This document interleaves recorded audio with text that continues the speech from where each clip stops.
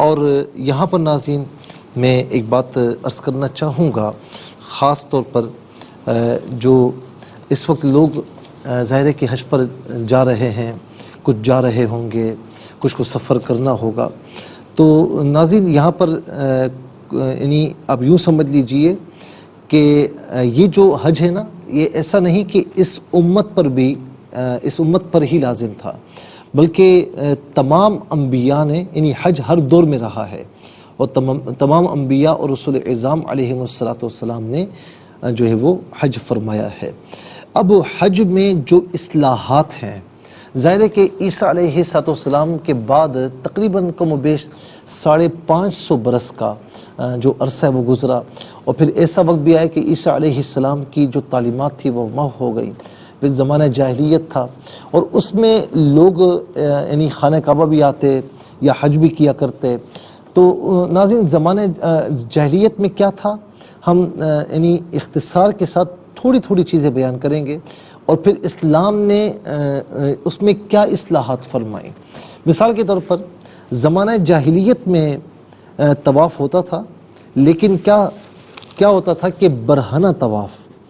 اور اہل قریش جو تھے وہ یہ کنڈیشن لگایا کرتے تھے کہ بھئی جو طواف کرے گا تو اہل قریش کا لباس پہن کر طواف کرے گا، اور نہیں ہے تو پھر اہل قریش سے جو ہے کرائے پر لو، ورنہ اگر کرائے پر نہیں ملتا تو برہنہ طواف کرو۔ ناظرین اسلام نے اس چیز سے روکا، ظاہر ہے کہ ستر عورت کا معاملہ ہے، ساری چیزیں ہیں، تو اسلام نے اس سے روکا، اور یوں سمجھ لیں کہ وہ اس کام کو نیک سمجھ کر کرتے تھے، تو اسلام نے اس چیز سے منع فرمایا، اور فرمایا کہ چاہے وہ مرد ہو تو وہ بھی برہنہ طواف نہیں کر سکتا، کوئی خاتون ہو تو وہ بھی اس طرح طواف نہیں کر سکتی، اور جس طریقے سے حکم ہے پھر اس طریقے سے طواف کیا جائے، جو ہم پہلے عرض کر چکے ہیں۔ پھر اسی طریقے سے ناظرین طواف میں نا ان کی ایک عادت تھی منافقین کی اور کفار کی، کہ وہ طواف میں تالیاں بجاتے تھے، طواف میں تالیاں بجاتے تھے، تو اللہ رب العالمین نے اور اس کے پیارے محبوب علیہ السلام نے اس چیز سے بھی منع فرمایا۔ اچھا، پھر جو ہے وہ ایک چیز اور بھی ہے کہ برہنہ طواف کرنے میں ان کی نیت اچھی تھی